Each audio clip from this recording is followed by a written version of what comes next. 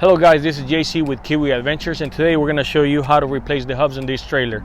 We had an issue with this one where one of the studs is actually spinning, so I cannot even remove the tire. So if you for any reason had an emergency on the road, you'll be stuck. So we're going to show you what we have to do in order to replace the hub when you cannot take the wheel out. Today we're going to replace the wheel because the tire has a flat spot on it. So we had already a spare tire, but it will be the same thing. It's a two-wheel trailer, so my recommendation to you is always have a spare tire and always have a spare hub with you. We get our parts and hubs from Coastal Marine Trailer. We're gonna link you his information down below. Give him a call for any of your needs. He's local in South Florida. He can ship to you as well anywhere in the country. He has a Amazon store or a website where you can actually buy the parts. These are by far my best hubs to buy. I don't buy stuff in Amazon from other vendors because these ones come pre-greased already. Stay tuned.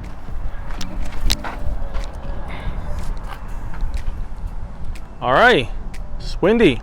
All right, a little story about this trailer. We got this trailer and it was stored in a backyard where it had sprinkler water and it had everything stained. So what we did is we acid wash it. It looks like a brand new trailer. All right, so when I started doing the replacement of this tire because it has a flat spot, there's one nut that I couldn't get out. I had to put a PV blaster or a WD-40 on it for a day or two, and this one nut right here is actually turning on the hub. So there's no way for me to get it out. The only way I can do is take the whole hub out with the wheel, and then out of that, then replace it, right? So what we're gonna do is we're gonna replace the hub, we're gonna put the spare tire on it, and then later on we'll replace this one when we replace the tire. So these are the basic tools you need if you have an impact gun. If not, just a regular wheel tool, a breaker bar, a hammer, and basically a pair of channel locks. This is all I use when I'm replacing one of these. Yesterday I was here and I removed, I'll show you on the other side because the other side have not even touched it. So had to remove this piece. It comes with a cotter pin inside, right?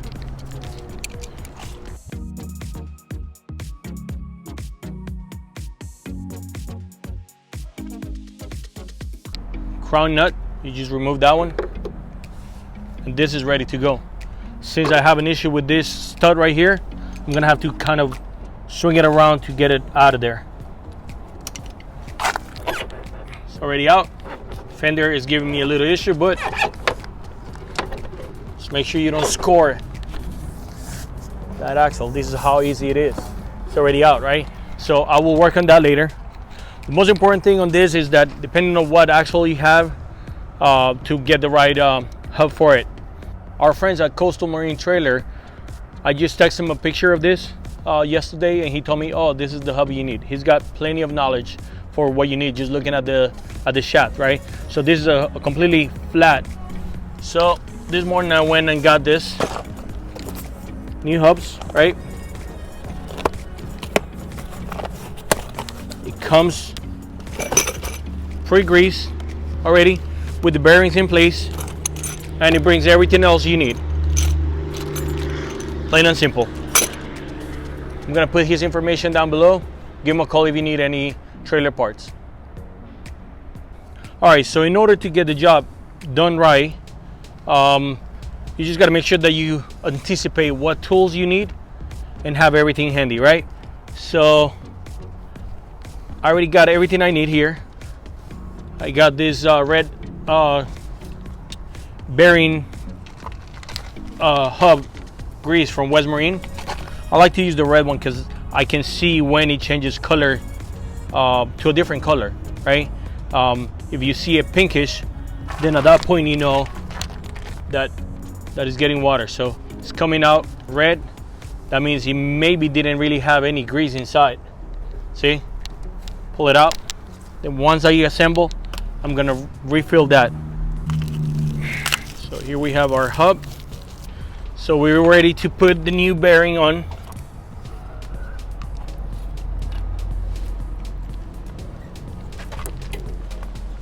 All right, make sure it sits all the way in. All right, we got some grease here. So with the extra grease that you have, I always put it on the studs. So when you put the nuts, it doesn't rust easily or fast. All right, now we got the hub in place. We get the hardware.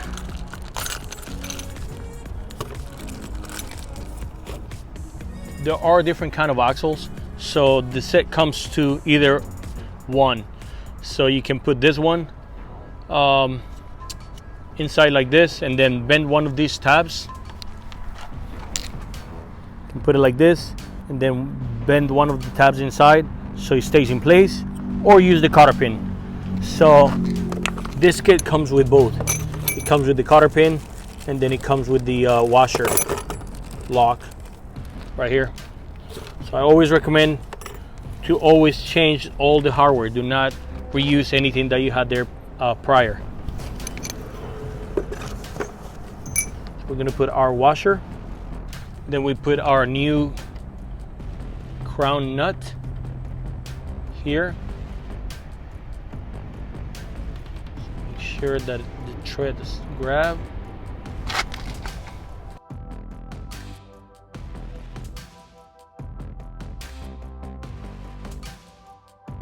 All right, and the key here is not to tighten too much. Make sure that it's tight, but all right, so that's tight and it's kind of hard. So you back it out a little bit, all right, where it spins freely. And then you put your new cotter pin on.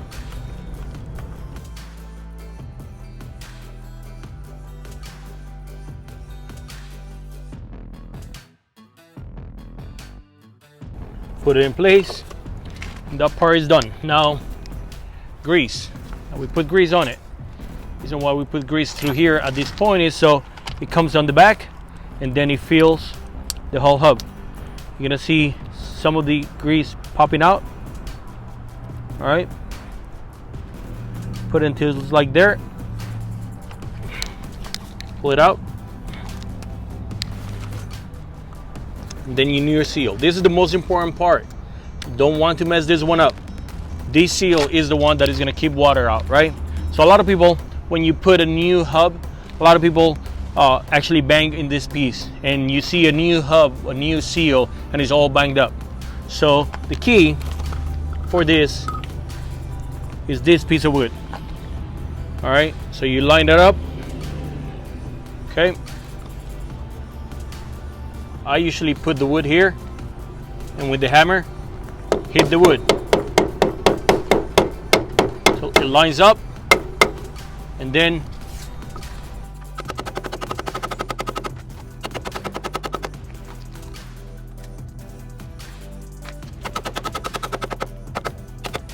boom, it's already sitting on it. It's flush. There's no dings, no bangs, nothing. So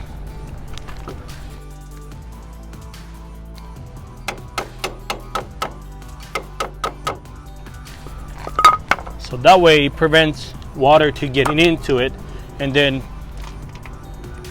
it gives you longer life. At this point, then I put more grease until I can see the grease almost filling out here in my centerpiece.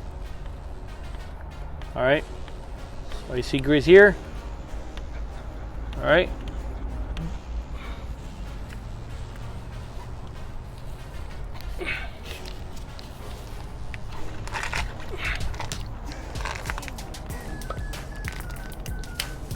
all right, and this is how you want to see the grease, right?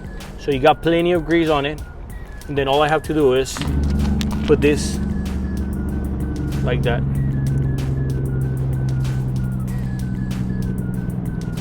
Boom, and it's sealed. Clean up, and then we're done with this part.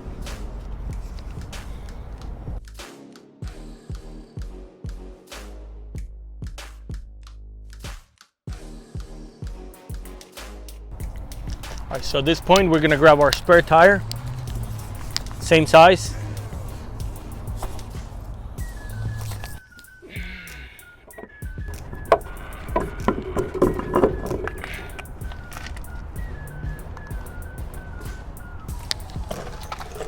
Then we grab our new nuts. The studs are pre-greased. put them back on, and then you're done on this side. The recommendation for this is that you put them on, you tighten them up, and then you drive about 20 miles, and then you check the nuts again to make sure that they don't come loose and they're securely fastened.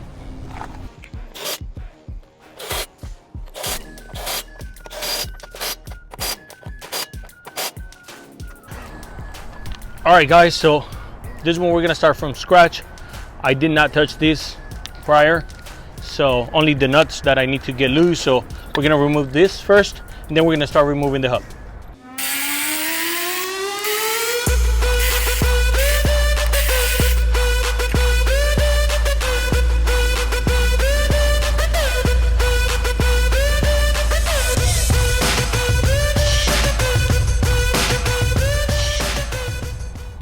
You definitely can tell that maybe there was some water here. It doesn't have a lot of grease, so who knows if these were ever serviced.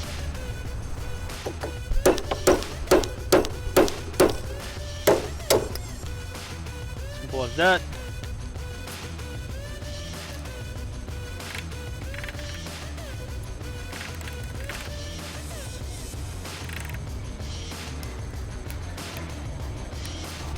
Alright, so it doesn't want to come out, so we get a flat screwdriver, put it on the loop.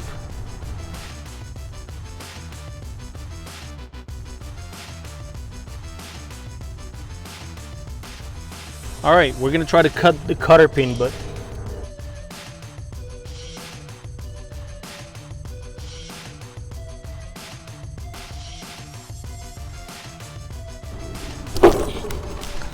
alright, cutter pin out.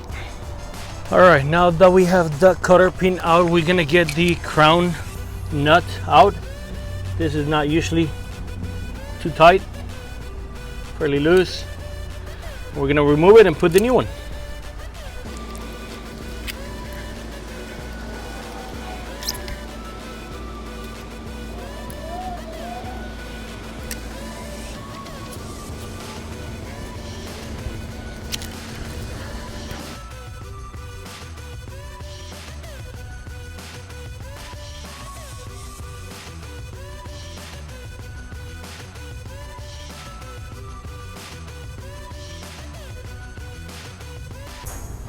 Alright, so it comes with a new washer, the washer lock, cotter pin, and then a new crown nut.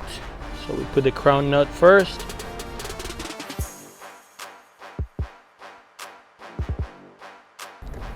Remember, this doesn't have to be too tight. It needs to be able to spin freely, right? Not too loose, but not too crazy. Find where your cotter pin goes and see what it does. This will be too loose, so we go here, tighten a little bit so we can put the cotter pin. Boom, right there. That's where it goes. So we have that new cotter pin going in.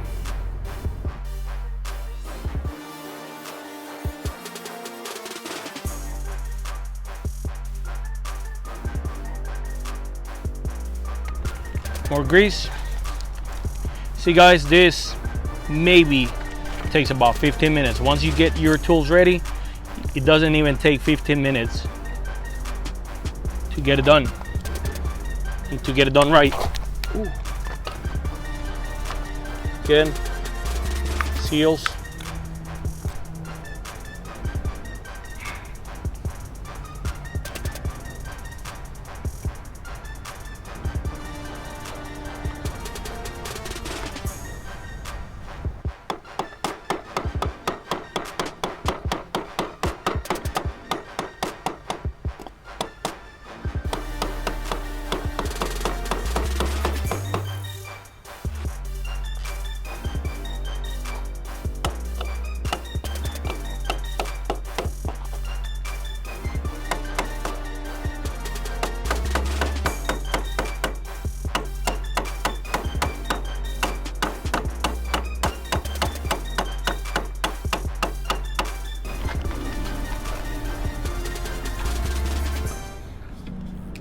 It is lining up.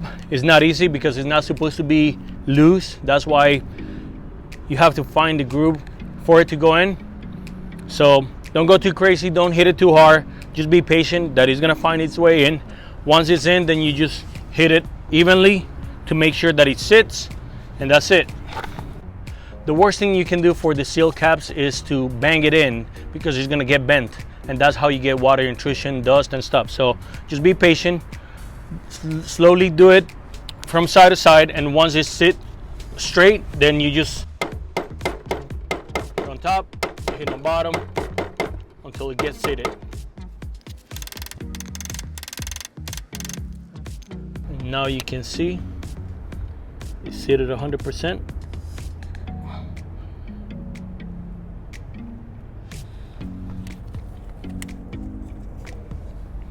Okay. Again, we clean the excess of the grease. Actually, we use this one for the studs. You don't need a lot, you just need a little bit to get it greased up.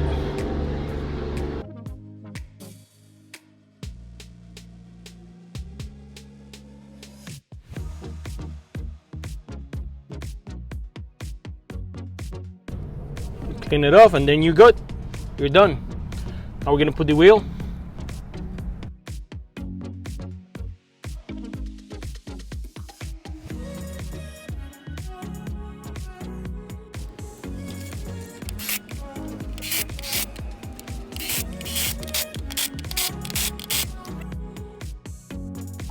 Hey guys, on this trailer we also replaced the lights, LED lights, update them, waterproof connection, wiring was good, so this trailer is good to go. We gave it good detail, brightened the aluminum, changed the hubs, which you can see here, brand new, grease, and this is good to go.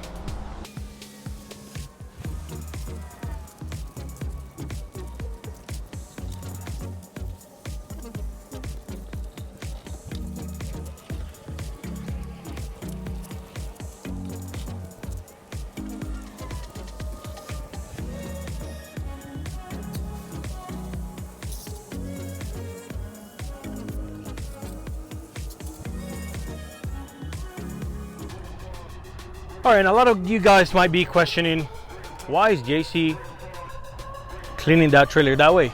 Well, when I went to Coastal Marine Trailer today and I talked to Eddie, the owner, and I told him what I was doing with the trailer, he goes like, do you clean it with soap and water? And I go like, nope, just water. He say, you have to do it. Here's the reason why. I acid washed this trailer yesterday, and I'm gonna show you how it looked before. And if you only put water, you don't really neutralize that acid. So that's why you gotta put soap and water to neutralize the acid, so it stops etching on that aluminum and eventually damage the trailer. So that's why we're doing it. We followed instructions from Eddie and it looks like new again.